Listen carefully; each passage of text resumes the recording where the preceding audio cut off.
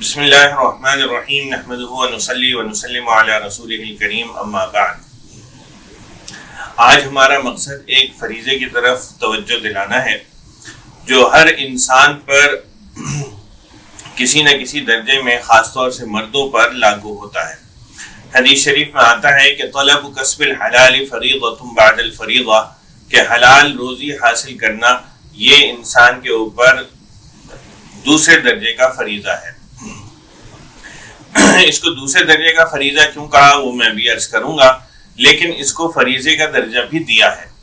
لہذا جب بھی کوئی انسان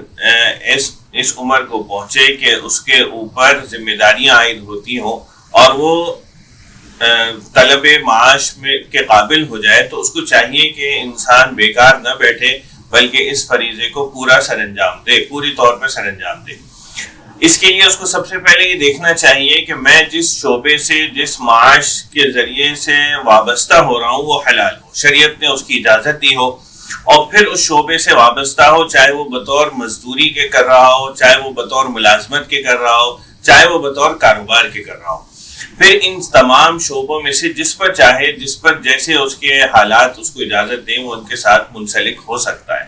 لیکن اس میں اس بات کا خیال کرنا ہوگا کہ میں جس طرح بھی منسلک ہو رہا ہوں اس میں دیانت اور امانت کے ساتھ یہ کام سر انجام دوں۔ اگر میری ملازمت کے، اگر میری مزدوری کے 8 گھنٹے کے اوقات ہیں تو میں ان 8 گھنٹوں کو پوری طور پر تندہی کے ساتھ جو ہے ان کو پورا کر رہا ہوں۔ ایسا نہ ہو کہ میں اس میں بیکار وقت ضائع کر رہا ہوں، یا اس میں کوئی اور کام جس کی مجھے اجازت ادارے کی طرف سے نہ ہو وہ کر رہا ہوں، یا میں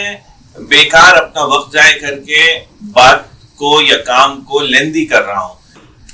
اس طرح کی باتیں اگر ہم اختیار کریں گے تو یہ لامحالہ ہمارے جو حلال روزی ہے اس میں حرام کا عنصر داخل ہونے کا سبب بن جائے گا۔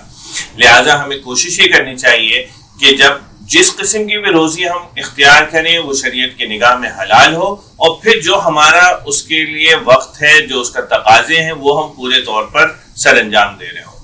شریعت نے اس کو دوسرے درجے کا جو فریضہ بتایا وہ اس وجہ سے کہا کہ دیکھیے پہلے درجے کا فریضہ جو ہے وہ نماز روزہ ہے، لہٰذا اس دوسرے درجے کے فریضے میں اگر پہلے درجے کا فریضے کا کوئی وقت آ جائے تو ہم اس کو چھوڑ کر وہ ادا کر رہے ہوں۔ یعنی اگر ہم ملازمت پر ہوں، ہم کاروبار پر ہوں، ہم مزدوری پر ہوں اور ظہر کی نماز کا وقت آتا ہے تو ہمیں اپنا کاروبار، اپنی نوکری، اپنی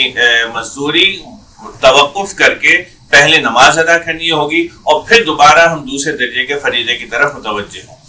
اسی طرح اگر دوسری نماز کا وقت آ رہا ہے، عصر کی نماز کا آ گیا، مغرب کی نماز کا آ گیا، یا کسی اور نماز کا وقت آ گیا، تو پھر ہمیں اپنی اس فریضے کو موقوف کر کے پہلے درجے کے فریضے کو سر انجام دینا چاہیے۔ اسی طرح اگر ہم ایسے وقت میں ہیں کہ جس میں رمضان شریف کا مہینہ آ گیا تو ہم یہ نہیں ہوگا کہ اس کی وجہ سے اپنا روزہ چھوڑیں گے، بلکہ وہ پہلے درجے کا فریضہ ہے، اس کو فوقیت دی جائے گی اور اس کے ساتھ ساتھ ہم دوسرے درجے کا فریضہ بھی سر انجام دے رہے ہوں گے۔ اللہ تعالیٰ ہمیں اپنے فرائض کو سمجھنے کی اور ان کو اپنی مرضیات کے مطابق سر انجام دینے کی توفیق عطا فرمائے۔